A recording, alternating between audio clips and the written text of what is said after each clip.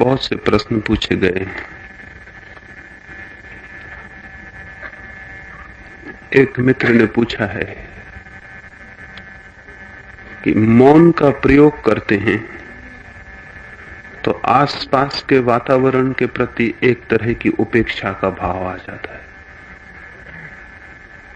और सुबह मैंने कहा कि करुणा का प्रयोग करना है, तो उन्हें ऐसा प्रतीत हुआ कि मौन और करुणा दोनों प्रयोग एक साथ कैसे किए जा सकते हैं। निरंतर बात करने की आदत से ऐसा लगता है कि जब हम मौन हो रहे हैं तो हम उन लोगों के प्रति कठोर हो रहे हैं जिनसे हम बात करते थे। लेकिन शायद ही आपको स्मरण आया होगा कि आपने अपने को छोड़कर और कभी किसी से बात नहीं की है। जब आप दूसरे से बात करते हैं तो दूसरा सिर्फ बहाना है। जो बात आपको करनी है वही आप करते हैं। और अगर आपको अकेले में छोड़ दिया जाए जहां कोई भी ना हो तो आप दीवालों से वही बात शुरू कर देंगे। दूसरे लोग खूंटियों की तरह हैं जिन पर हम अपनी बातें टांग देते हैं। वो केवल बहाने हैं, उनसे कोई प्रयोजन नहीं है। एक आदमी सुबह से अखबार पढ़ लेता है और फिर तलाश में घूमता है कि कोई खूंटी मिल जाए, उसने जो पढ़ लिया है वो उससे बोल के बता सके। और दिन भर हर आदमी पर खूंटी का प्रयोग करता है और टांगता चला जाता है। दूसरे आदमियों से बात करके हम उनके प्रति कोई करुणा और प्रेम जाहिर करते हो तो ये गलत है ख्याल। लेकिन मौन की गहराई में उतर के जरूर ऐसा हो सकता है कि हमारे पास करने को कोई बात न रह जाए, टांगने को कोई बात न रह जाए। तब दूसरा व्यक्ति महत्वपूर्ण हो सकता है और हम उसके हित के लिए कुछ कह सकते हैं। दूसरे के हित के लिए जगत में जो भी विचार पैदा हुए हैं वो सदा मौन से पैदा हुए हैं। विचारों और बातों से भरे हुए लोग दूसरे का सिर्फ साधन की तरह उपयोग करते हैं। दूसरे की मौजूदगी में वो जो कचरा उनके दिमाग में भरा हुआ है उसे उंडेलने की कोशिश करते हैं। दूसरा केवल टोकरी का काम करता है, खूंटी का काम करता है। दूसरे का इससे ज्यादा उपयोग नहीं। आप बात करके दूसरे के प्रति करुणा और प्रेम प्रकट नहीं करते हैं। लेकिन मौन की स्थिति में कभी यह हो सकता है कि आपको दूसरा दिखाई पड़े, उसका हित दिखाई पड़े, उसके लिए क्या जरूरी है ये दिखाई पड़े। अभी तो आपको क्या कहना आवश्यक है, आप महत्वपूर्ण हैं कहते समय, दूसरा नहीं। कभी आपने बातचीत करते समय ख्याल किया है, जब दूसरा बोल रहा होता है तब आप केवल बहाना करते हैं कि मैं सुन रहा हूं। भीतर आप तैयारी करते हैं कि ये कब बंद हो जाए और मैं बोलना शुरू करूं। आप सिर्फ तलाश में होते हैं कि कब वो मौका मिल जाए कि मैं इसे बंद करूं और बोलूं।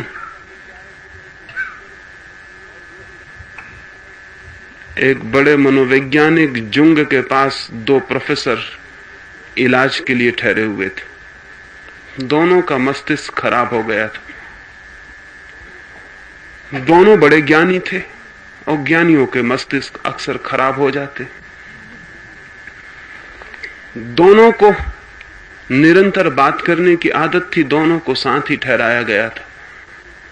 वो बड़ा मनोवैज्ञानिक खिड़की से छुप के देखता था कि वो क्या करते हैं, तो वो बहुत हैरान हुआ। एक बात करता था, घंटे 1.5 घंटे तक बोलता था, दूसरा बिल्कुल चुपचाप बैठ के सुनता था। ऐसा लगता था कि वो सुन रहा है। फिर उसकी बात बंद होती और दूसरा शुरू करता। जब दूसरा शुरू करता तो पहले वाला चुपचाप बैठ के सुनने लगता। लेकिन दूसरे की बात से पता चलता कि पहली वाली बात से इस बात का कोई भी संबंध नहीं है। पर बड़ा हैरान हुआ वो कि जिन बातों का कोई संबंध न था वे भी एक दूसरे को चुप होकर सुनते थे। ज्यादा आश्चर्य की बात यह थी क्योंकि पागलों की बातचीत में संबंध हो इसकी तो कोई आशा नहीं की जा सकती, लेकिन दोनों पागल इतना शिष्ट व्यवहार करते थे कि जब एक बोलता तो दूसरा बिल्कुल चुप रहता। उस मनोवैज्ञानिक ने उनसे पूछा कि दोस्तों, बड़े आश्चर्य में डाल दिया तुमने, एक बोलता है तब दूसरा चुप क्यों रहता है? उन्होंने कहा, क्या तुम समझते हो, हमें बातचीत करने का नियम मालूम नहीं, हमें कन्वर्सेशन का नियम नहीं मालूम। हमें मालूम है कि जब एक बोले तो दूसरे को चुप रहना चाहिए। उस मनोवैज्ञानिक ने अपनी डायरी में लिखा है कि मुझे उस दिन पहली बार ख्याल आया कि ये तो पागल हैं, लेकिन हमारा भी बातचीत करने का ढंग क्या है। हम भी दूसरे के चुप होने की प्रतीक्षा करते हैं कि हम बोलें। इसलिए जो आदमी आपको नहीं बोलने देगा, लगेगा कि बहुत बोर है। वो इसलिए बोर नहीं लगता उबाने वाला कि वो बोले चला जा रहा है, वो इसलिए उबाने वाले लगता है कि वो आपको मौका नहीं देता कि आप बोल सकें। वो बोलता ही चला जाता और आपके भीतर गूंज पैदा होती कब मैं बोलूं, लेकिन वो मौका नहीं देता। अगर वो आपको भी बोर करने का मौका दे तो वो आदमी बड़ा अच्छा है। वो आदमी बहुत अच्छे लगते हैं जो आपकी बातें सुनते हैं। एक सज्जन ने एक दिन मुझसे कहा कि मैं 1 घंटे आपसे बातचीत करने आने को हूं, मैं कई दिनों से प्रतीक्षा करता हूं, सिर्फ 1 घंटा मुझे चाहिए। मैंने उनसे कहा आज ही आ जाएं। वो आए और घंटे भर तक बोलते रहे और मैं हाँ हूं करता रहा, बैठ के सुनता रहा। जब वो जाने लगे मुझसे कहने लगे कि आपकी बातचीत से बहुत आनंद आया। मैं बहुत चौंका। मैंने उनसे कहा, मेरी बातचीत से आनंद आया तो आपकी बातचीत से आया, मुझे तो अवसर कहां था कि मैं बोलता, आपने बोलने कहां दिया? वे कहने लगे, नहीं नहीं, बहुत आनंद आया, कभी कभी आऊंगा और बहुत सी बातें आपसे मुझे पूछनी। उन्होंने न मुझसे कुछ पूछा, न सुविधा थी उन्हें, न उन्हें जरूरत थी, लेकिन जाते समय उन्हें ऐसा जरूर लगा कि बहुत अच्छा आदमी है, इससे बातचीत में बहुत आनंद आया। नहीं, इस भ्रांति में आप मत रहना कि जब आप बात कर रहे हैं तो आप दूसरे के प्रति प्रीतिपूर्ण हैं। सच तो यह है कि जिसको आप प्रेम करते हैं उसके पास जब आप बैठेंगे तो बातचीत खो जाएगी। जिसको भी आप प्रेम करते हैं उसके पास बातचीत खो जाएगी। उसके पास कुछ बात करने को नहीं मिलेगा। उसके पास लगेगा कि कितना सोचा था कि बात करेंगे, लेकिन जब प्रेमी पास आ जाता है तो सब शब्द खो जाते, सब बात खो जाती। प्रेमी के पास मौन पैदा हो जाता है। जिनने भी थोड़ा भी जीवन में प्रेम जाना है वो जानते होंगे कि प्रेम के निकट शब्द खो जाते हैं और मौन आ जाता है। उल्टा भी सच है, अगर मौन आ जाए तो भी प्रेम आ जाता है। वे दोनों एक दूसरे के छोर हैं। मौन आ जाए तो प्रेम आ जाता है, प्रेम आ जाए तो मौन आ जाता है। नहीं, ऐसा मत सोचें कि मौन से आप कठोर हो जाएंगे। बड़ी कृपा होगी आपकी, बड़ी करुणा होगी दूसरों पर कि आप मौन हैं, आप चुप हैं। मौन में और करुणा में विरोध नहीं, मौन से ही करुणा पैदा होती है। और करुणावान व्यक्ति धीरे धीरे मौन होता चला जाता है।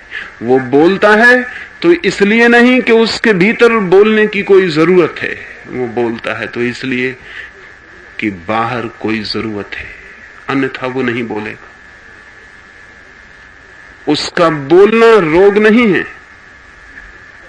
उसका बोलना बीमारी नहीं है, उसके भीतर कुछ घुमड़ नहीं रहा है जिसे उसे बरसा देना। उसका बोलना, जिससे वो बोल रहा है, उसकी जरूरत है, उसका इलाज है, उसका उपचार है। 2 तरह से लोग बोलते हैं।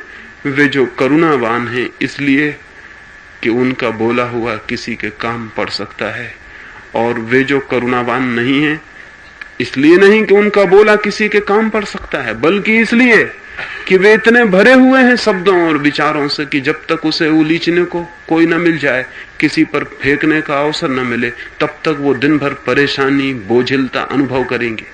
वो कठोरता नहीं मालूम हुई होगी, वो मालूम हुआ होगा बोझिलपन, क्योंकि रोज रोज जो निकाल देते हैं हम, आज निकालने का अवसर न रहा, वो इकट्ठा हो गया होगा, घना हो गया होगा, मस्तिष्क भारी हो गया होगा। वो भार कठोरता के कारण नहीं है, वो गलत आदत के कारण है। प्रयोग करेंगे धीरे धीरे तो वो आदत चली जाएगी, और तब मौन से करुणा का जन्म होगा और करुणा से मौन पैदा होता है। उन दोनों में विरोध नहीं।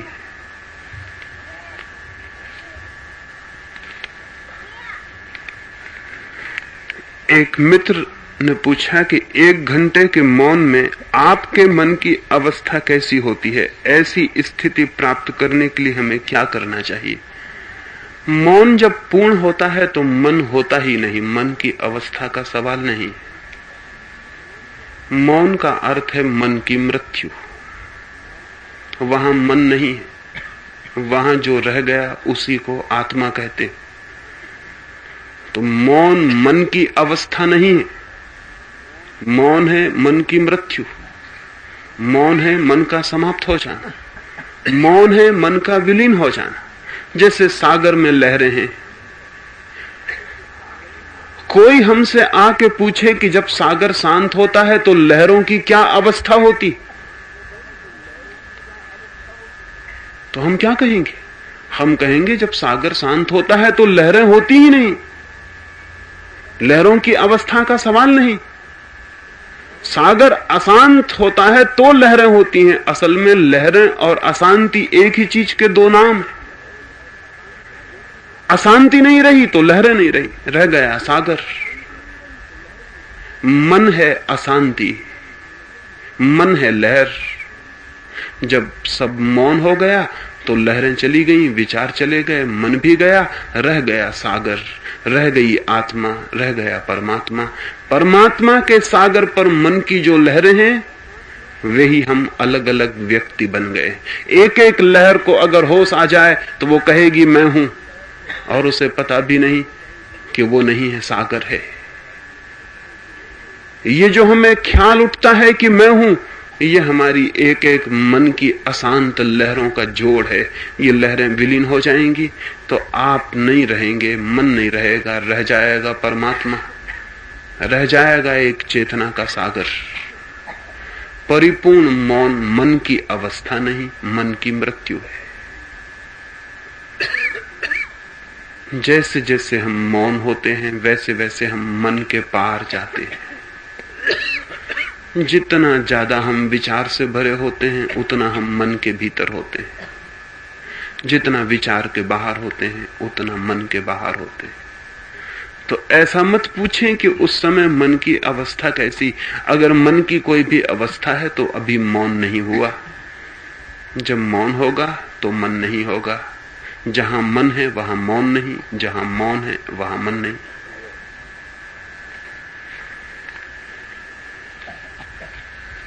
एक मित्र पूछते हैं, एक भिखारी है, उसको हमेशा मांगने की आदत हो गई,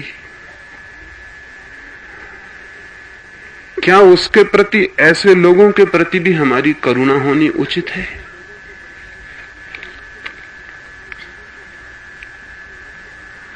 निश्चित ही ऐसे सवाल उठने चाहिए। एक भिखारी है, भीख मांगता है और उसकी आदत हो गई भीख मांगने की,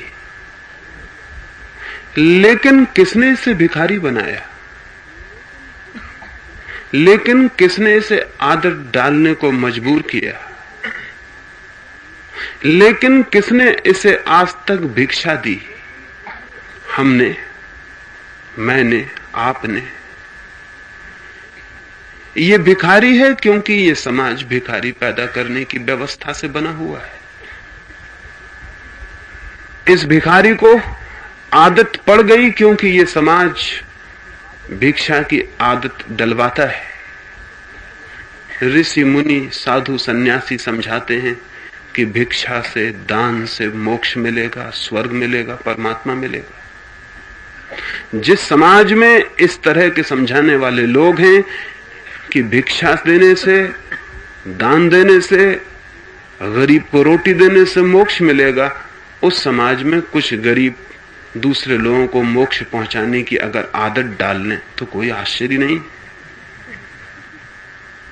और ये समाज कैसा है जिसमें कि गरीब आदमी पैदा हो जाता है?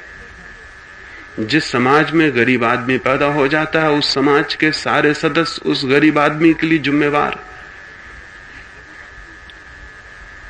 जिस समाज में भीख मांगने की स्थिति में किसी मनुष्य की आत्मा को खड़े होना पड़ता है, वो समाज निंदा के योग्य, वो पूरा समाज निंदा के योग्य।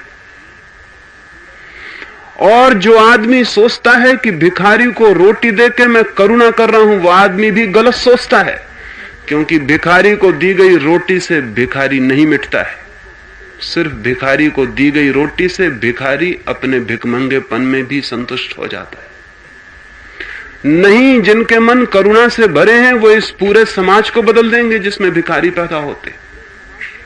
भिखारी पर दया और करुणा का अर्थ एक ही है कि ऐसा समाज हम बनाएं जहां भिखारी पैदा न हो सकता हो।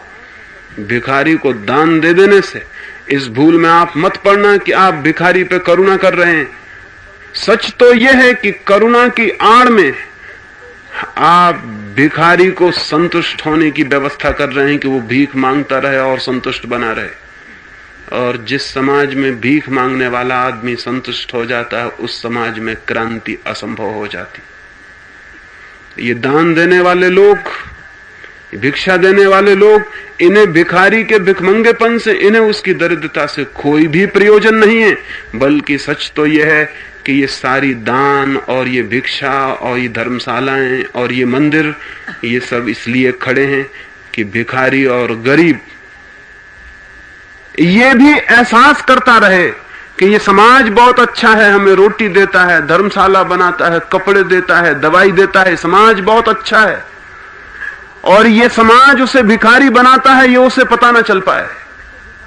उसे ये पता ना चल पाए कि समाज ही उसका खून पीता है, उसे भिखारी बनाता है। और यही समाज उसे दो कौड़ी फेंक कर ये भी संतोष दिलवाता है कि समाज दानियों का है, अच्छे लोगों का है।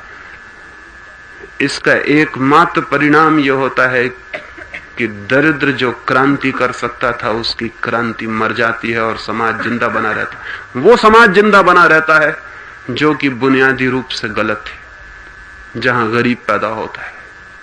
नहीं, जिनके मन में करुणा है वे एक ऐसा समाज बनाने का विचार करेंगे जहां गरीब का पैदा होना असंभव हो। मैं उनको करुणावान नहीं कहता जो एक गरीब को रोटी दे देते हैं। सवाल गरीबी मिटाने का है। एक गरीब को रोटी देने से गरीबी नहीं मिटती, और न गरीब को दरिद्र नारायण कहने से गरीबी मिटती है, और न गरीब की पूजा करने से गरीबी मिटती है। गरीबी एक रोग है, गरीबी एक पाप है, और पूरे समाज के माथे पर कलंक है।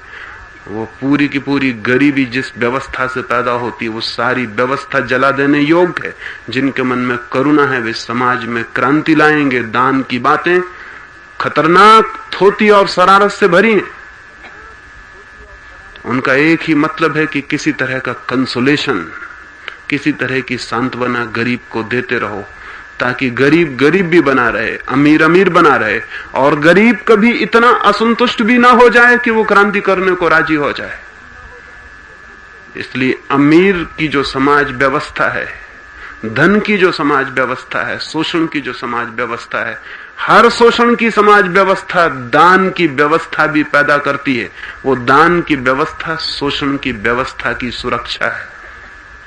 वो आयोजन है कि वहां शोषण भी चलता रहे और दान भी, और कभी किसी को ये ख्याल भी पैदा ना हो कि ये सारी दरिद्रता, ये भिखारी, ये भूखे मरते हुए लोग, ये हमारे समाज का जो ढांचा है उसके अनिवार्य परिणाम है। और जब तक समाज का ढांचा नहीं बदलता तब तक ये गरीब गरीब रहेगा, भिखारी रहेगा।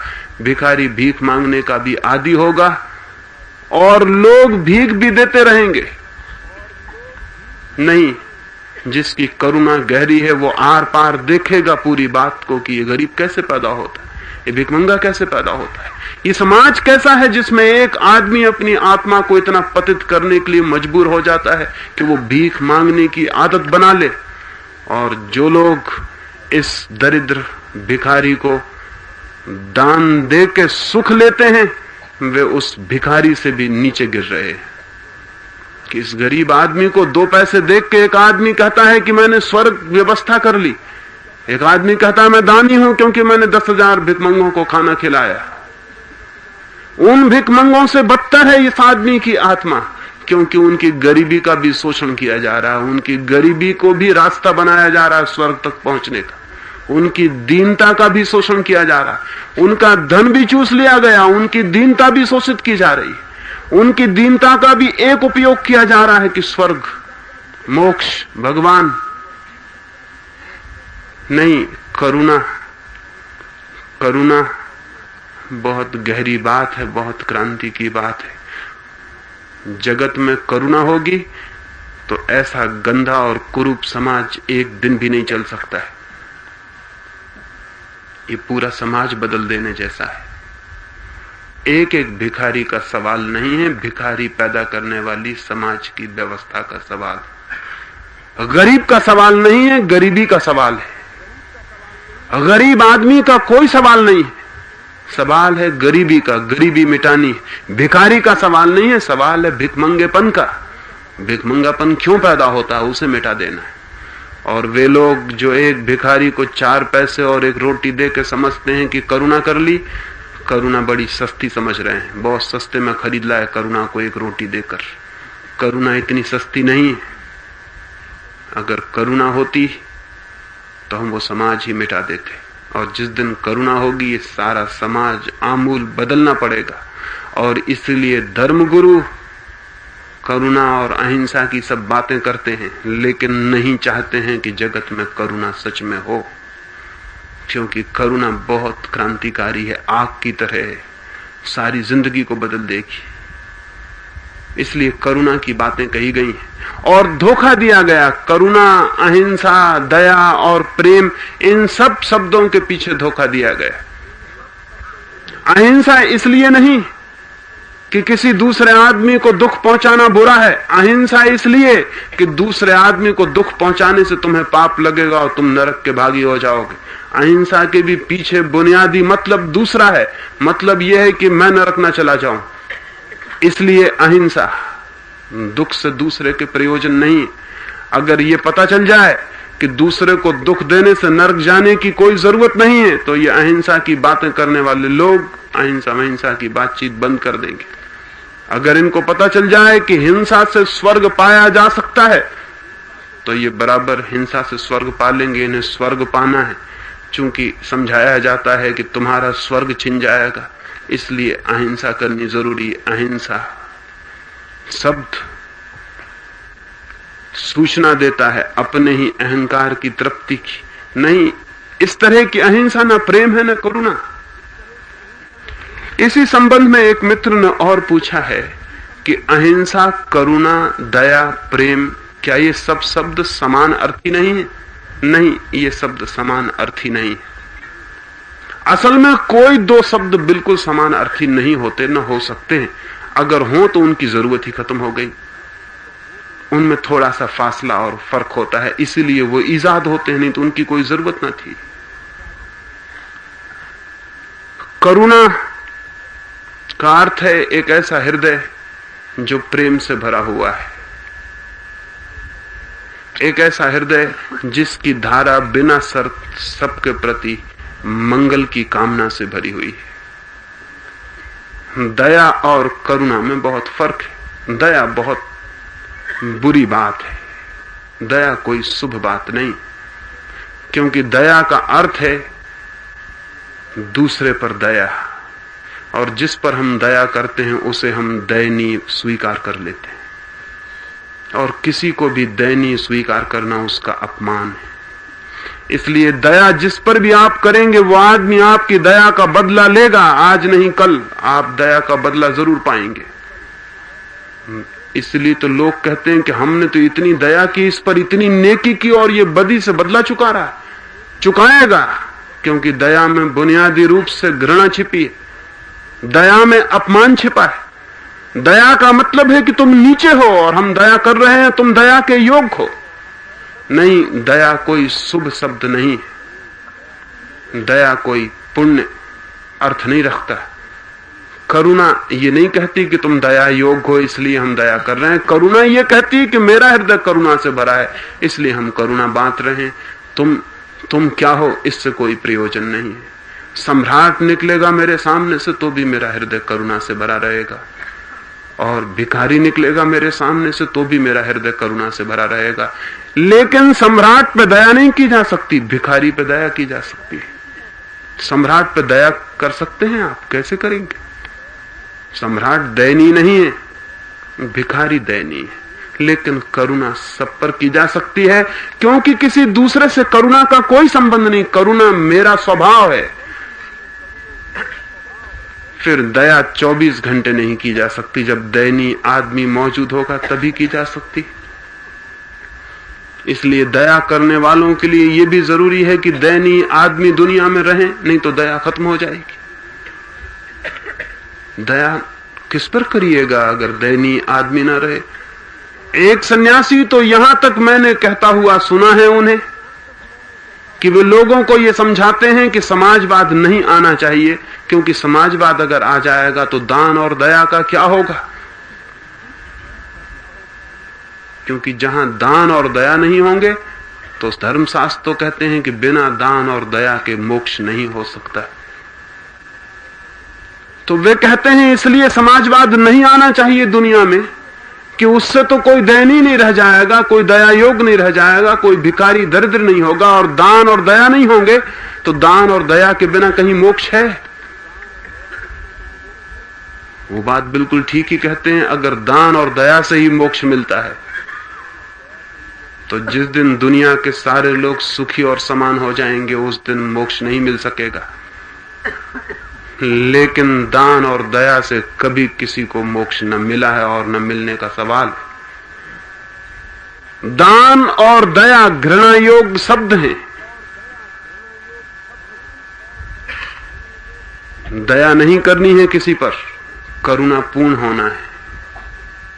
और एक ऐसी दुनिया बनाएगी करुणा जहां कोई दया योग्य न रह जाए और किसी को दया करने की और दया देने की और मांगने की जरूरत ना हो। करुणा होगी तो हम एक ऐसी दुनिया बनाएंगे जहां कोई दयनीय ना हो, किसी पर दया ना करनी पड़े।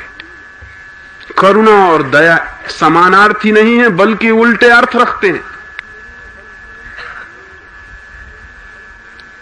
अहिंसा और प्रेम में भी ऐसा ही बुनियादी फर्क है।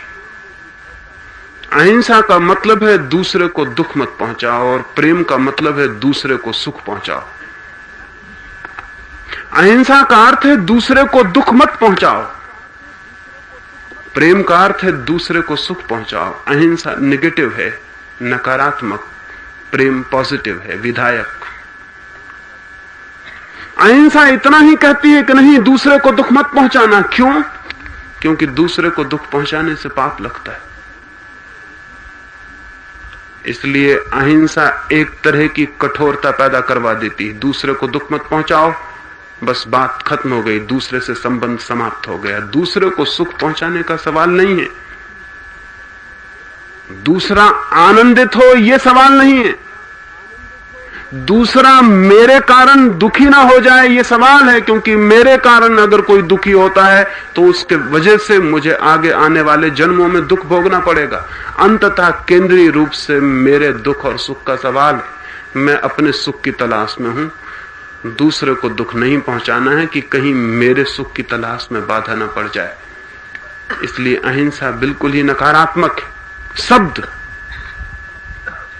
प्रेम विधायक है। प्रेम कहता है दूसरे को सुख पहुंचाओ। क्यों? क्योंकि दूसरे को सुख पहुंचाने में ही तुम्हारा भी सुख है।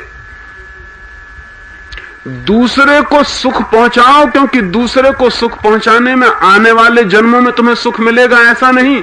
दूसरे को सुख पहुंचाने की प्रक्रिया में तुम सुखी हो ही जाते हो। वो दूसरे को आनंदित कर देने में तुम आनंदित हो ही जाते हो।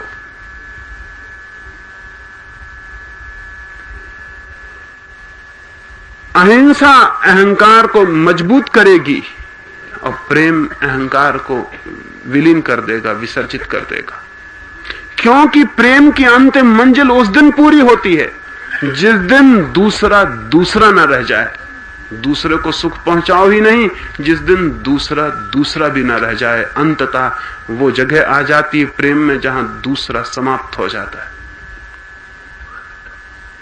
लेकिन अहिंसा में दूसरा कभी समाप्त नहीं हो सकता।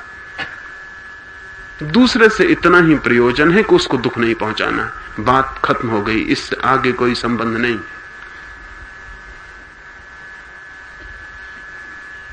ये सारे शब्द अलग अर्थ रखते हैं।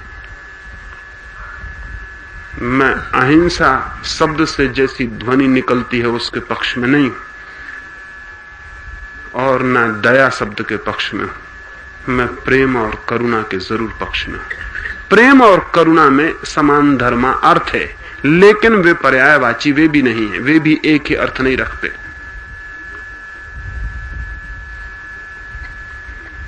प्रेम जैसा कि प्रचलित है, जैसा कि हम उसे उपयोग करते हैं, हमेशा दो व्यक्तियों के बीच संबंध है।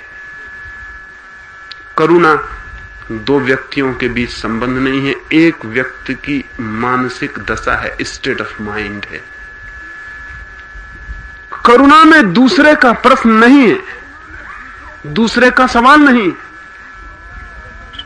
वो व्यक्ति करुणापूर्ण है, कोई दूसरा है नहीं है, इसका कोई सवाल नहीं है। एक निर्जन रास्ते पर फूल खिला है, रास्ते से कोई निकले या ना निकले, फूल सुगंध बिखेरता रहेगा।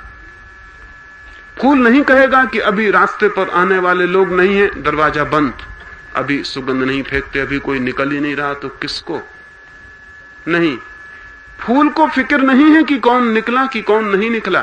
फूल के तो प्राणों में सुवास भरी है, वो बही चली जा रही, बही चली जा रही। उसका दूसरे से कोई भी लेना देना नहीं है, दूसरे की कोई अपेक्षा नहीं है, दूसरे की कोई शर्त नहीं है। फूल अपने प्राणों में सुगंध से भरा है, वो बढ़ती चली जा रही। करुणा इस तरह की बात है।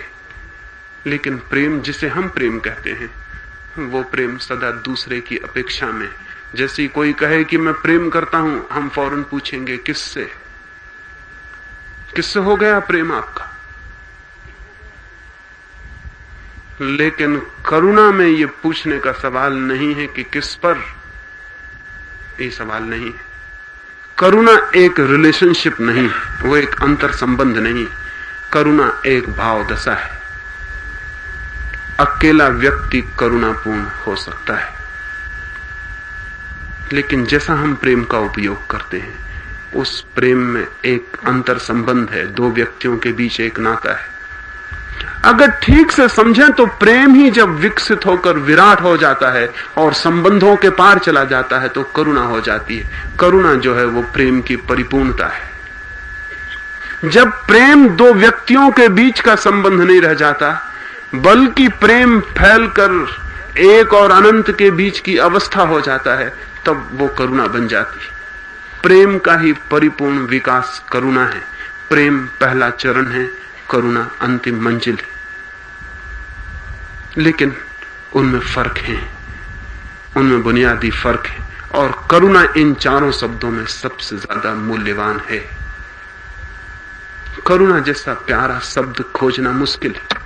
कंपैशन, वो बात ही बहुत अद्भुत है, वो शब्द ही बहुत अद्भुत है। उस पर जितना सोचें, जितना उसका अनुभव करें, उतने नए अर्थ और नई गहराइयां दिखाई पड़नी शुरू हो सकती।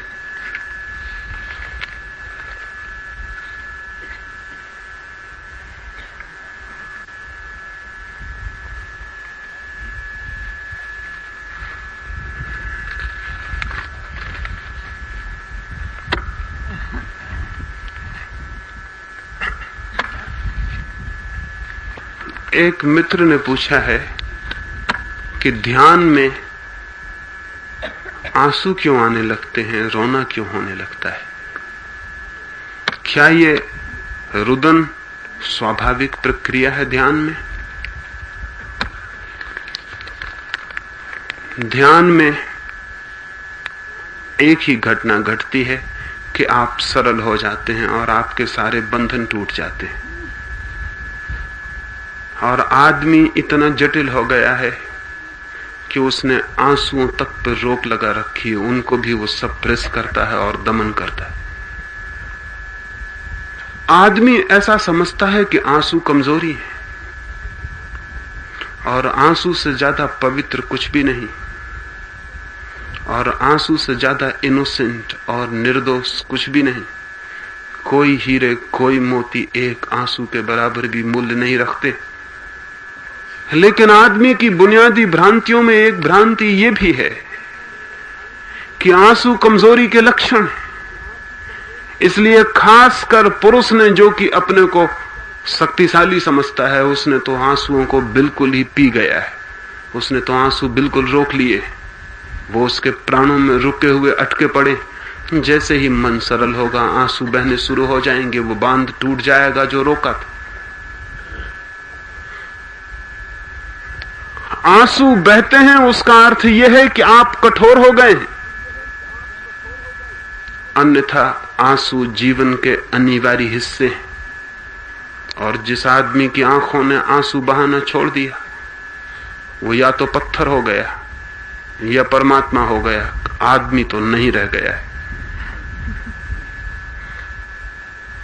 वो जो आदमी की सरलता है, वो जो आदमी का प्रेमपूर्ण व्यक्तित्व है, उस व्यक्तित्व में आंसू फूल की तरह हैं। यह भी एक भ्रांति है कि आंसू सिर्फ दुख में आते हैं। नहीं, आंसुओं का दुख से कोई अनिवार्य संबंध नहीं। आंसू आते हैं अतिरेक में, चाहे दुख अतिरेक हो जाए, चाहे सुख, चाहे आनंद, चाहे खुशी। जो भी चीज अतिरेक हो जाएगी, अतिशय हो जाएगी, इतनी हो जाएगी कि आपके भीतर समाएगी नहीं, ओवरफ्लो होने लगेगी, वही आंसू बन जाएगी। अगर आनंद इतना भर जाएगा भीतर की बहने लगे चारों तरफ, तो कैसे बहेगा? वो आंसू बन जाएगा। अगर दुख ज्यादा हो जाएगा तो दुख आंसू बन जाएगा। जो भी चीज भीतर ज्यादा हो जाएगी, प्रेम ज्यादा हो जाएगा तो आंसू बन जाएगा, श्रद्धा ज्यादा हो जाएगी तो आंसू बन जाएगी। आंसू सिर्फ अतिरेक की अभिव्यक्ति का माध्यम है, वो ओवरफ्लोइंग है। आंसू का कोई संबंध दुख से नहीं है।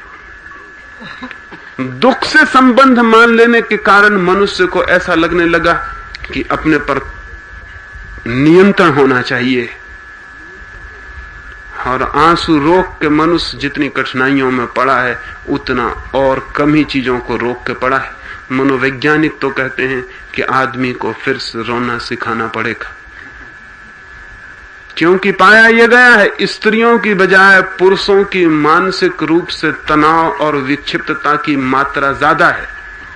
और उसके ज्यादा होने के कुछ थोड़े से बुनियादी कारणों में एक कारण यह है कि स्त्रियां अब भी रो लेती हैं, पुरुष ने रोना बिल्कुल बंद कर दिया है। स्त्रियां इसलिए आज भी थोड़ी हल्की और सरल, थोड़ी कम बजनी, कम गंभीर, और स्त्रियों के सौंदर्य के बहुत से हिस्सों में एक हिस्सा ये भी है कि आज भी उनके आंसू बिल्कुल समाप्त नहीं हो गए।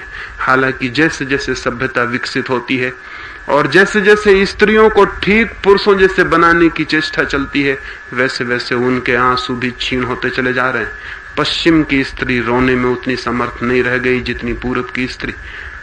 उसको भी ख्याल आ गया है कि मैं और रोऊं, रोना कमजोरी, रोना कमजोरी नहीं है। असल में जो नहीं रो सकता वो इस बात का सबूत देता है कि उसके भीतर ऐसे कोई भी भाव नहीं उठते जो ओवरफ्लो हो जाते हों, जो ऊपर से बह जाते हों। जो नहीं रोता उसका मतलब है कि वो भावातिरेक के नीचे जीता है। वो कभी भावातिरेक के क्लाइमेक्सिस को, चरम अवस्थाओं को, पीक एक्सपीरियंसेस को नहीं छू पाता। वो कभी जीवन की उन ऊंचाइयों को नहीं छूता जहां से चीजें बहती हैं। वो हमेशा नीचे जीता है। नहीं, आंसू का न होना बहादुरी का लक्षण नहीं है और न शक्ति का लक्षण। आंसू के संबंध में ये धारणा मनुष्य को एक दमन में ले गई है कि रोक लो। और जिस आदमी ने अपने आंसू रोक लिए हैं उसकी करुणा रुक जाएगी, उसका कंपैशन रुक जाएगा। और जिन जिन देशों में धर्मों ने अनासक्ति की और अमोह की अतिवादी धारणाएं प्रचलित की हैं, उन देशों में मनुष्य अत्यंत कठोर हो गया है। उसकी कठोरता को हम शक्ति समझते हैं। नहीं, कठोरता मनुष्य की शक्ति नहीं है। शक्ति तो सदा सरलता है। जापान में एक भिक्षु था, उसकी मृत्यु हो गई। उस भिक्षु की दूर तक ख्याति थी, लाखों उसके प्रेम करने वाले, पूजने वाले थे।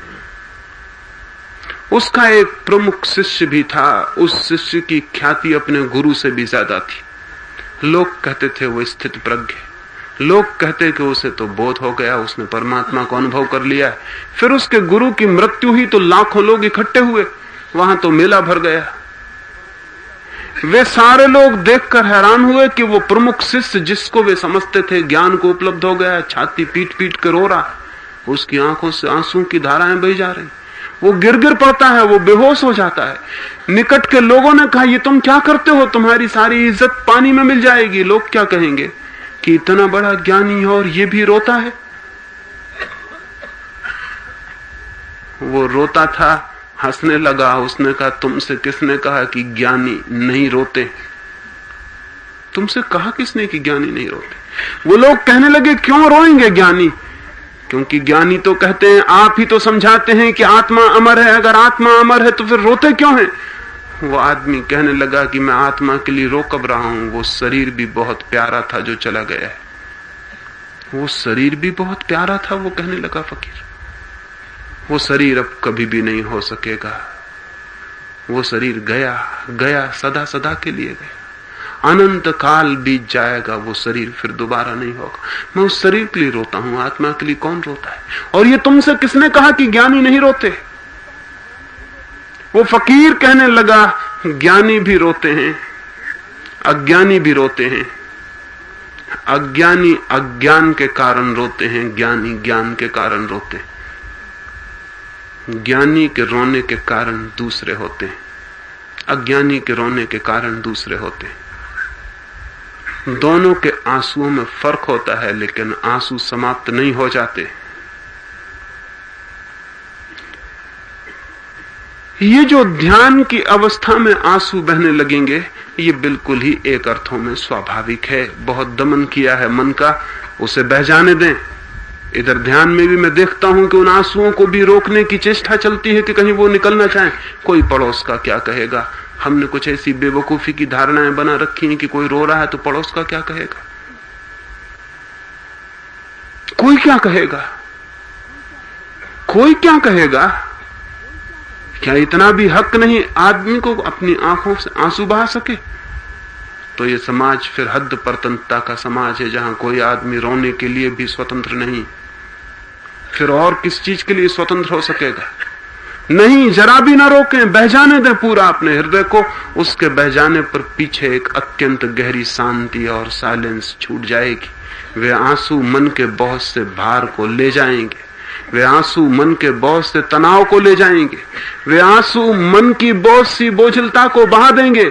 जैसे नदी में पूर आता है तो किनारे की सारी गंदगी बहा ले जाता है और पीछे किनारे साफ और ताजे और स्वच्छ हो जाते हैं, वैसे आंखें जब पूर से भर जाती हैं तो मन के बहुत से कचरे को, बहुत सी रुकावट को, बहुत सी गंदगी को बहा ले जाती हैं और पीछे मन हल्का हो जाता है।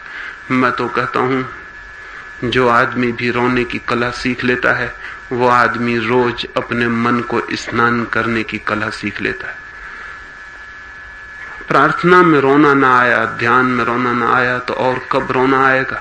लेकिन कोई बन के रोने के लिए नहीं कह रहा हूं कि आप बन के रोने लगे, क्योंकि हम ऐसे अजीब लोग हैं कि हम बन के भी रोते हैं और बन के भी रो सकते हैं। हमने सारी चीजें आर्टिफिशियल और कृत्रिम बना ली। अनेक लोग रोते हुए दिखाई नहीं पड़ते कभी। एक पागलपन ये है, एक पागलपन ये भी है कि लोग झूठे ही रोते दिखाई भी पड़ते हैं। कोई मर गया है और कोई भी जाकर रोने लगा है और सारे आंसू बिल्कुल झूठे, क्योंकि वो आदमी अभी हंसता था, वो आदमी घर के बाहर आके फिर सिगरेट जला रही है और हंस रहा है, और अब भी वो रो रहा था। रोना कुछ इतनी आसान बात है कि आप गए भीतर और बाहर आ गए। तो आदमी रोता ही नहीं, रोता है तो झूठा रोता है। हमने कुछ अजीब एब्सर्डिटी अपने व्यक्तित्व में, कुछ अजीब बेबूझपन और बिल्कुल ही दिवालियापन पैदा कर लिया है। हम सच्चे रो भी नहीं सकते हैं। वो मैं नहीं कह रहा हूं कि आप रोएं, लेकिन अगर ध्यान के क्षणों में हृदय सरल हो और आंसू बह जाना चाहें तो भूल के भी उन्हें रोकना मत, उन्हें बह जाने देना, उन्हें कहना कि जाओ, बह जाओ, और उन्हें धन्यवाद देना, क्योंकि उसके पीछे मन हल्का और शांत हो जाएगा, ध्यान की गहराई बढ़ेगी।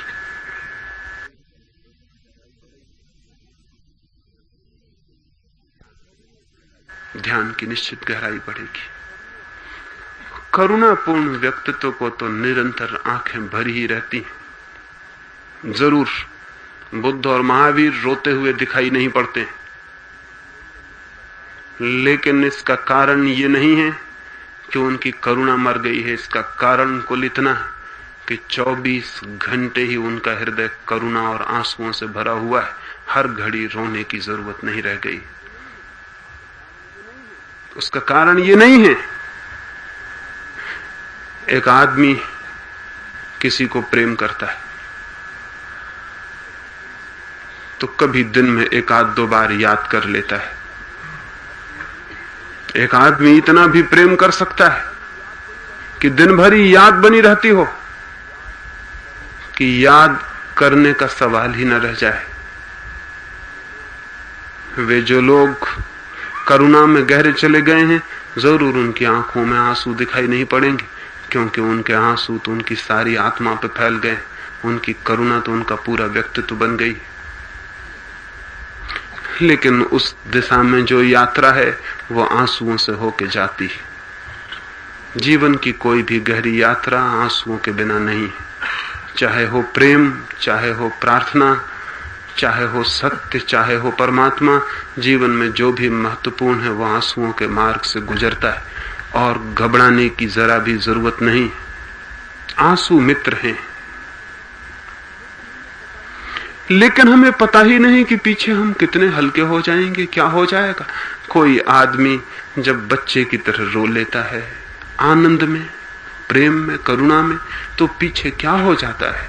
कैसी फ्रेशनेस, कैसी ताजगी, कैसे फूल जैसे वर्षा में ना आ गए हों, या आकाश के तारे वर्षा के बाद जैसे दिखाई पड़ते हैं। सद्धे स्नात अभी नहाए नहाए, वैसा ही मन भी अभी नहाया नहाया हो जाता है। ध्यान तो एक स्नान है अंतस का। अगर आंसू बहते हो तो बह जाने दे, जरा भी उन्हें रोकने की जरूरत नहीं है। पूरे हृदय में जो होना हो जाने दे, कुछ भी रोकने की जरूरत नहीं है, ताकि पीछे ज्वार निकल जाए, ताकि पीछे से सारा ज्वर निकल जाए और भीतर एक वेटलेसनेस, एक शून्यता, एक भार रहितता पैदा हो सके, एक निर्भार भाव पैदा हो सके। तो आंसू आते हो तो रोके ना आते हो तो कृपा नहीं, कोई जरूरत नहीं, लाने की कोई कोशिश न करें। कोई उनकी आवश्यकता नहीं है कि आप उन्हें लाएं। आ जाएं तो ठीक, आ जाएं तो बह जाने दें, ना आए तो ठीक। उस दिशा में कोई ध्यान देने की भी जरूरत नहीं।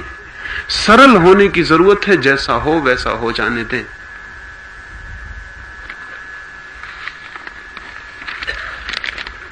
एक प्रश्न और, फिर बाकी प्रश्नों पर कल मैं बात करूंगा।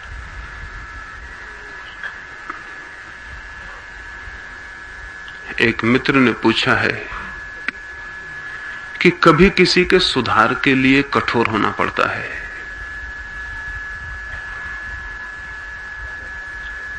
तो क्या वैसा कठोर होना बुरा है? बहुत सोचने जैसा है इसमें। सुधार के कई तरह के मजे हैं। सुधार का 100 में से 99% मजा तो ये होता है कि मैं किसी को सुधार दूं। असल में किसी को बनाने और सुधारने में बड़ा रस आता है, क्योंकि हम उसके मालिक हो जाते हैं बनाने और सुधारने में। अधिकतम लोग सुधारने के लिए इसलिए आतुर नहीं होते कि सुधार से उस दूसरे का कुछ हित हो जाएगा, बल्कि सुधार का एक रस है और एक आनंद है। सुधार का मतलब है दूसरे को अपनी मुट्ठी में बंद कर देना और जैसा मैं चाहूं वैसा बनाऊं। क्या होगा उसका ये कुछ पता नहीं है। क्या किसी को मुट्ठी में बंद करके जबरदस्ती बनाना हितकर होगा, ये भी पता नहीं है। लेकिन सुधार में एक तरह की हिंसा, एक तरह की वायलेंस है।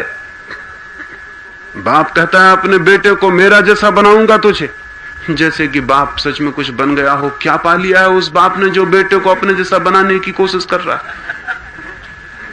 वो खुद दीनहीन खड़ा है, हारा हुआ, लेकिन बेटे को अपने जैसा बनाना है। अपने जैसे बनाने में बेटे का हित का कोई सवाल नहीं है, लेकिन अपने जैसा किसी को बना के खड़े करने में अहंकार को बड़ी तृप्ति मिलती है। ये जो अपनी सकल सूरत का फैलाव करने वाले गुरुडमे हैं कि एक आदमी गेरुआ वस्त्र पहने हुए है तो 50 लोगों को गेरुआ वस्त्र पहनवा देगा, एक आदमी मुंह पे पट्टी बांधे हुए है तो न मालूम 10-25 बेवकूफ इकट्ठे कर लेगा, उनके मुंह पे पट्टी बंधवा देगा। इनका जो रस है, ये रस किसी के सुधार का रस नहीं है, ये अहंकार के विस्तार का रस है कि मैं 50 आदमियों का मालिक, गुरु, डिक्टेटर, तानाशाह, मैंने 50 आदमी बदल दिए और बना दिए। नहीं, अगर इस तरह बनाने और सुधारने की कोशिश में लगे हैं तो वो कठोरता है, करुणा नहीं। लेकिन सच में ही किसी के प्रेम में, किसी के प्रति करुणा में, किसी के रास्ते का पत्थर उठाने में, किसी के मार्ग से एक कांटा हटाने में अगर कुछ करना पड़ता हो तो कोई फिक्र नहीं, दुनिया कहेगी उसे कठोर, लेकिन आप भली भांति जानते हैं कि उस काम को करने में आपका हृदय कठोर नहीं हुआ है, बल्कि और भी करुणा से विगलित हो गया है। दुनिया की क्या फिक्र है? ये सवाल किसी दूसरे के नापने जोखने के नहीं है, ये सवाल तो अपने भीतर नापने और जोखने के हैं। अगर एक आदमी आग में जलने जा रहा है और किसी ने उसका हाथ पकड़ के जोर से खींच लिया है तो दुनिया कहेगी कैसा आदमी, इसने इतने जोर से हाथ खींचा कि उसके हाथ को चोट लग गई। लेकिन वो आदमी कहेगा कि लग जाए चोट, आग में इसे मैं नहीं जाने देना चाहता था। ये लग सकता है, दुनिया का सवाल नहीं है, साधक के लिए सवाल है अपनी अंतर परीक्षा का। क्या मैं सुधार करने का असली मजा और रस कठोर होने में तो नहीं है कि कठोर होने का रस लेना चाहता हूं इसलिए सुधार कर रहा हूं? ये जो जांचना चाहिए, ये तो बारीक सवाल है और बारीक जांच भीतर चलनी चाहिए। या कि मेरी करुणा कह रही है कि मैं बदलूं, बदलने का कुछ उपाय करूं, और स्मरण रहे जितने आप कठोर हो जाएंगे उतना ही किसी को बदलना मुश्किल है, क्योंकि कठोरता के उत्तर में आती है कठोरता। कठोरता के उत्तर में जितनी आपकी चेष्टा होती है कि मैं बदलूं, दूसरे का अहंकार कहता है कि मुश्किल है मुझे बदलना, मैं भी कोई साधारण नहीं हूं। इसलिए अच्छे माँ बाप के बेटे बुरे हो जाते देखे जाते हैं। गांधी जैसे अच्छे बाप के बेटे भी बिगड़ गए और कारण था ये ख्याल कि उनको बदलना है। तो उन लड़कों का भी अहंकार है अपना, वो कहते हैं तो ठीक है बदल लो, कैसे बदलना है देखें। एक लड़का शराब पीने लगा, धर्म परिवर्तन किया, कहीं गलत जगह शादी की, गांधी को खबर लगी तो दुख हुआ। उस लड़के को खबर मिली कि गांधी दुखी हुए हैं तो वो हंसा और उसने कहा अच्छा तो वो भी दुखी होते हैं, वो तो कहते थे कि दुख सुख के बाहर हो गए, और मैं हिंदू धर्म छोड़ के कोई दूसरा धर्म पकड़ लिया तो दुख की क्या बात है, वो तो कहते हैं अल्लाह ईश्वर तेरे नाम, तो दुख की क्या बात है? कोई भी धर्म हुआ, जैसा हिंदू वैसा मुसलमान वैसा कोई और, फर्क क्या है? अच्छे बाप बेटों को बिगाड़ने के कारण तो बनते हैं, सुधारने के नहीं, क्योंकि जितना अहंकार उनका कहता है कि बदल दूंगा, उतना ही बेटे का अहंकार कहता है कि देखें कौन बदल सकता है। नहीं, कठोरता से कोई कभी बदला नहीं गया। इसलिए जो बदलने की सच में किसी के प्रति प्रेमपूर्ण आतुरता से उत्सुक होता है, इसलिए नहीं कि मैं उसे अपने विचार का बना लूं, बल्कि इसलिए कि उसके मार्ग पर जो पत्थर मुझे दिखाई पड़ता है, मैं उस मार्ग से गुजरा हूं, व्यर्थ ही उस पत्थर से वो चोट ना खाए, उस पत्थर को हटाने की कोशिश करूं, वो बहुत करुणापूर्ण होगा। उसकी कठोरता दुनिया को कठोरता दिखाई पड़े, उसकी कठोरता करुणा का ही हिस्सा होगी। करुणा अगर महान है तो कठोर भी हो सकती है। करुणा अगर महान है तो कठोर भी हो सकती है, लेकिन वो कठोरता कहीं भी नहीं होगी, एक कोने में भी नहीं हृदय के उसके। दुनिया कहेगी कठोर, दुनिया कहे उससे कोई सवाल नहीं है। परीक्षण भीतर है कि मैं कठोर होने का रस तो नहीं ले रहा हूं। कहीं ये विधि नियम और निषेध जो मैं बना रहा हूं कि उठो 4 बजे सुबह, ये सिर्फ ये मजा तो नहीं ले रहा हूं कि एक आदमी को सुबह 4 बजे ठंड में उठवाने का एक मजा है, एक रस है। कहीं वो मजा तो नहीं ले रहा हूं। ये ध्यान में स्पष्ट हो तो करुणा बदलने की अद्भुत शक्ति रखती है, लेकिन बदलने में मेरा रस नहीं है, और तब बदलने की उतनी आतुरता भी नहीं है। तब सिर्फ दूसरे के प्रति प्रेम प्रकट कर देना पर्याप्त है उसे बदलने को। अगर करुणा से भरी आंखें हों तो दूसरा आदमी उन आंखों को देख के तक बदल सकता है। करुणा से भरा हुआ हाथ हो तो हाथ का इशारा और स्पर्श भी बदल सकता है, और कठोरता की तलवारें भी कुछ नहीं कर पाती।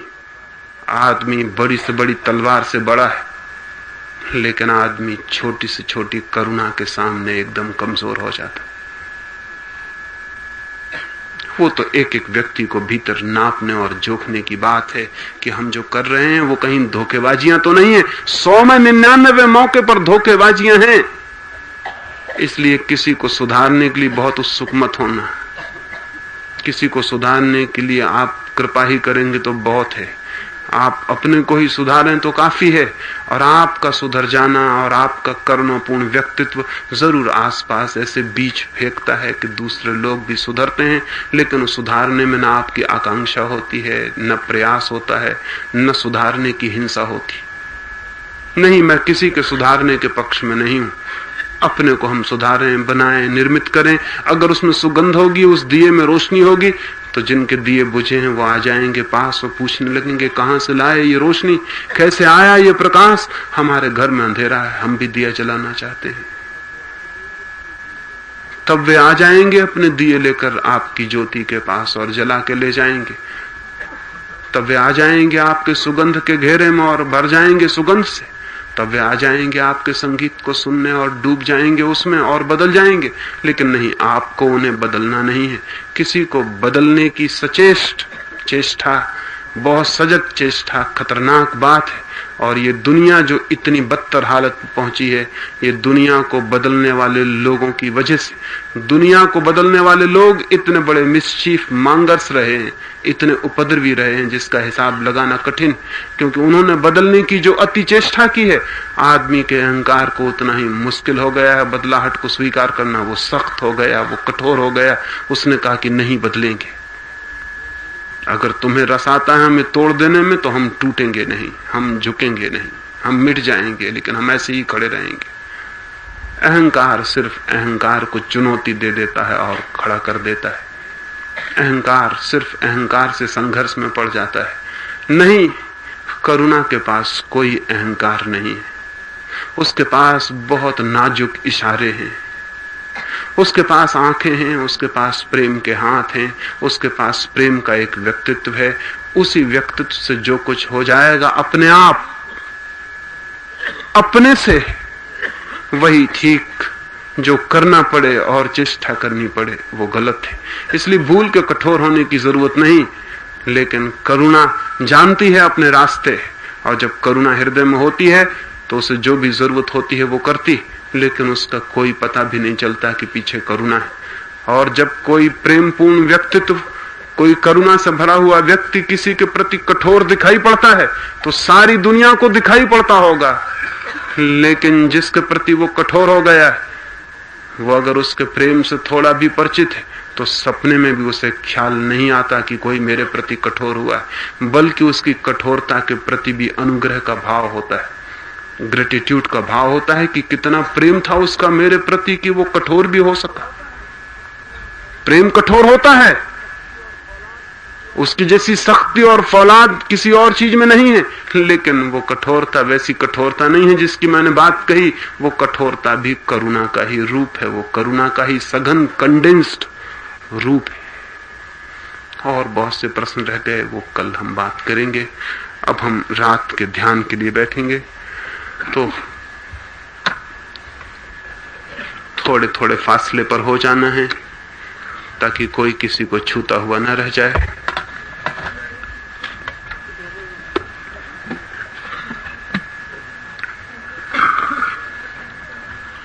बातचीत नहीं करनी है। नहीं, लाइट बुझा देने से ज्यादा लाइट है, उसको बुझा दे।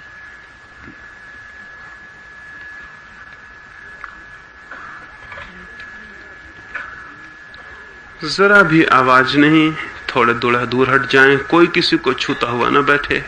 और ये प्रतीक्षा न करें कि दूसरा छू रहा है तो वो हटेगा, आप भी उसको छू रहे हैं।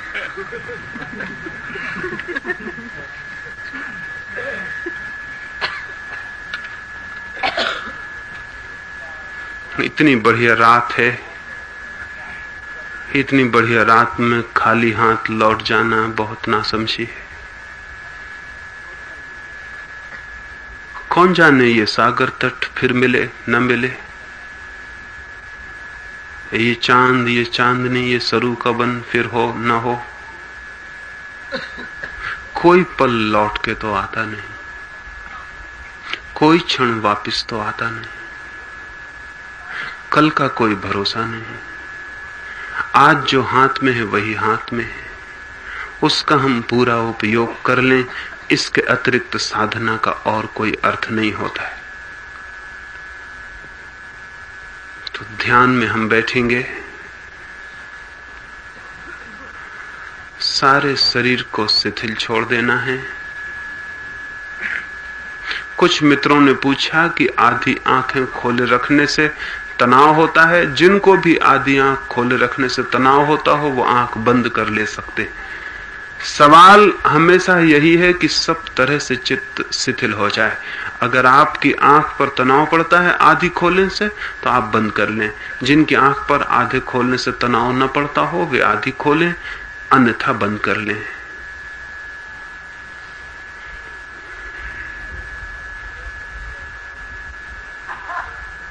अब मैं सुझाव दूंगा थोड़ी देर तक कि आपका शरीर शिथिल हो रहा है तो अनुभव करना है कि शरीर बिल्कुल शिथिल हो गया। फिर सुझाव दूंगा श्वास शांत हो रही है तो धीरे धीरे अनुभव करना है कि श्वास बिल्कुल शांत हो गई। उसे रोकना नहीं है, सिर्फ ढीला छोड़ देना है, अपने आप आए जाए। न हमें गहरी लेनी है न धीमी लेनी है, छोड़ देना है। फिर मैं कहूंगा मन शांत हो रहा है, और जब सब शांत हो जाएगा तो फिर ये सागर का गर्जन सुनाई पड़ेगा, जंगल की आवाजें सुनाई पड़ेंगी, रात का सन्नाटा आपको घेर लेगा। फिर 10 मिनट तक उसको ही सुनते चले जाना है, जस्ट लिसनिंग, सुनते ही चले जाना है, सुनते ही चले जाना है। ऐसा हो जाए कि जंगल ही रह जाए, चांदनी रह जाए, सागर रह जाए और हम बिल्कुल मिट जाएं। और ये हो सकता है और ये हो जाएगा। तो अब बैठें, शरीर को शिथिल छोड़ दें, आंख चाहें तो बंद कर लें, चाहें तो आधी खुली रखें, जैसी सुविधा हो। बीच में भी लगे कि बंद होने जैसी है तो बंद कर लें। अब मैं सुझाव देता हूं, मेरे साथ अनुभव करें। अनुभव करें शरीर शिथिल हो रहा है और ढीला छोड़ दें, जैसे कोई प्राण नहीं, जैसे शरीर बिल्कुल शांत हो गया। शरीर शिथिल हो रहा है, शरीर शिथिल हो रहा है, शरीर शिथिल हो रहा है,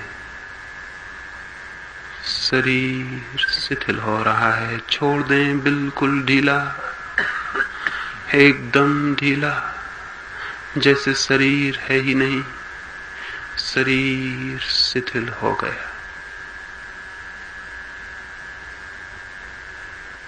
छोड़ दें, छोड़ दें, बिल्कुल शरीर शिथिल हो गया। श्वास शांत हो रही है, श्वास शांत हो रही है, श्वास शांत हो रही है, श्वास शांत हो रही है, श्वास शांत हो रही, श्वास शांत हो गई। श्वास को भी ढीला छोड़ दें। मन शांत हो रहा है, मन शांत हो रहा है। बिल्कुल ढीला छोड़ दें मस्तिष्क को, सब ढीला छोड़ दें भीतर तक। मन शांत हो रहा है, मन शांत हो रहा है, मन शांत हो रहा है, मन शांत हो रहा है, मन शांत हो गया। बिल्कुल सब शांत और शिथिल हो गया। अब 10 मिनट के लिए सुने सागर का गर्जन, रात का सन्नाटा,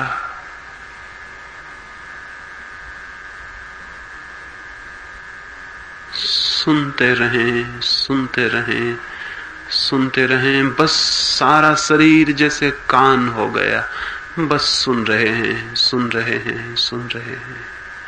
और सुनते ही सुनते सब शून्य हो जाएगा। आप मिट जाएंगे और इस रात के साथ एक हो जाएंगे।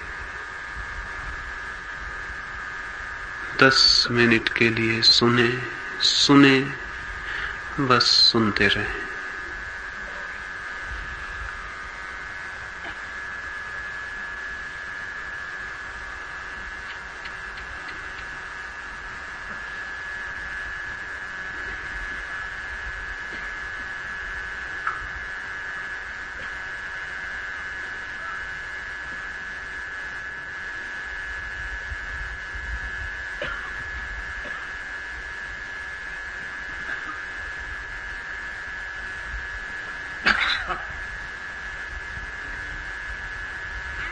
सुने, शांत सुनते चले जाएं।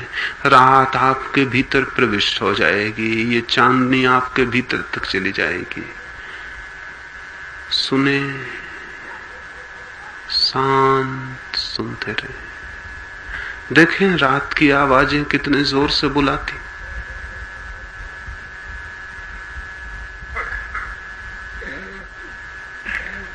शांत सुनते रहें,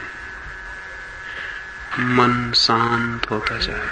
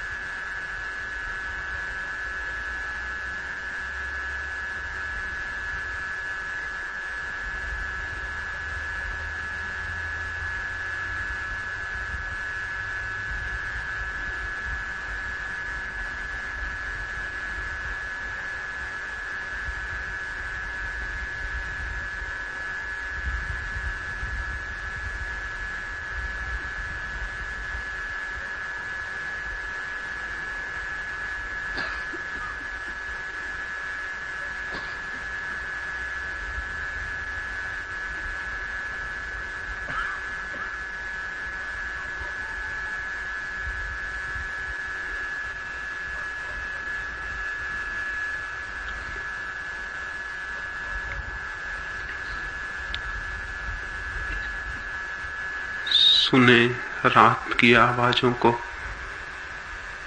सुनते रहें, बस सुनते रहें।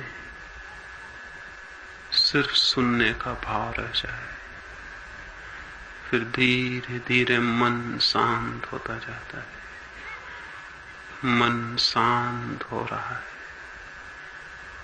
मन शांत हो रहा है।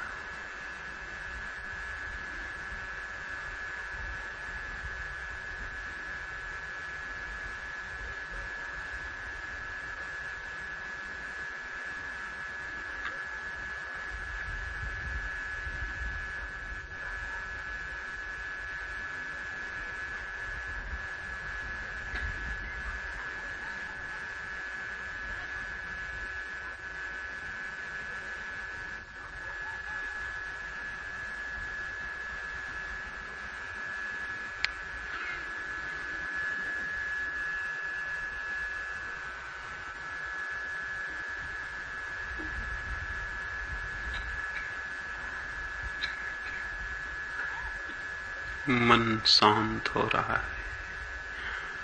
मिट गए आप, रह गई रात। मन शून्य हो रहा है।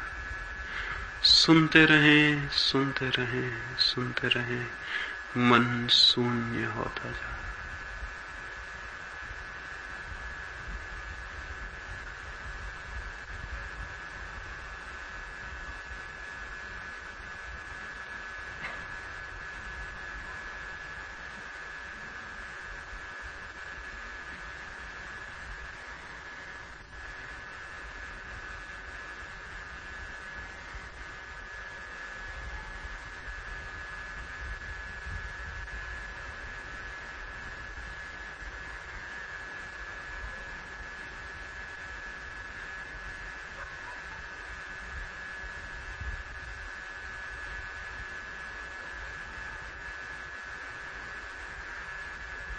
मिट गए आप, रह गई रात, रह गया चांद, रह गया सागर का गर्जन। मन बिल्कुल शून्य हो गया।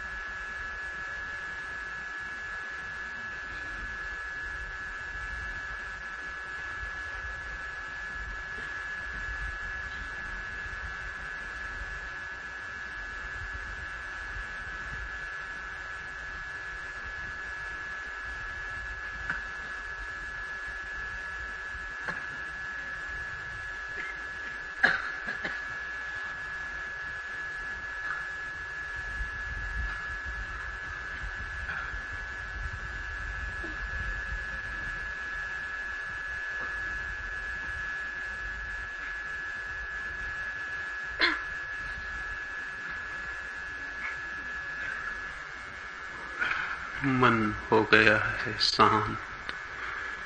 मन बिल्कुल शांत हो गया है। मन शांत हो गया। मन शांत हो गया।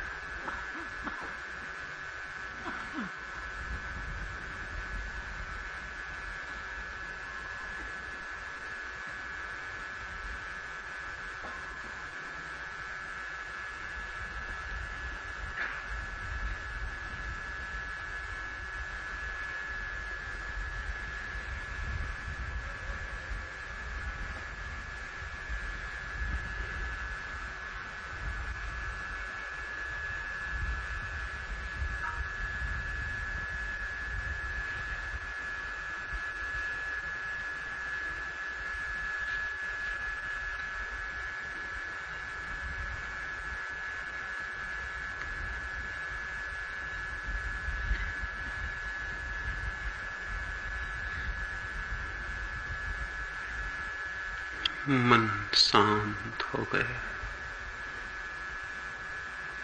मन बिल्कुल शांत हो गया। अब धीरे धीरे 2-4 गहरी सांस लें।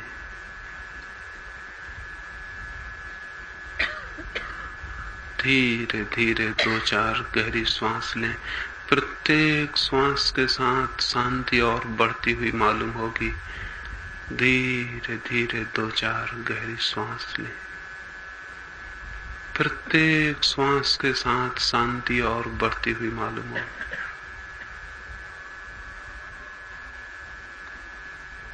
फिर धीरे धीरे आंख खोलें।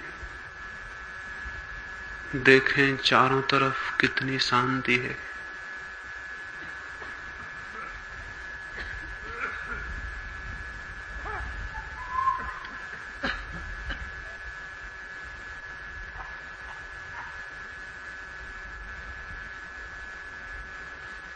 रात्रि की बैठक पूरी हुई।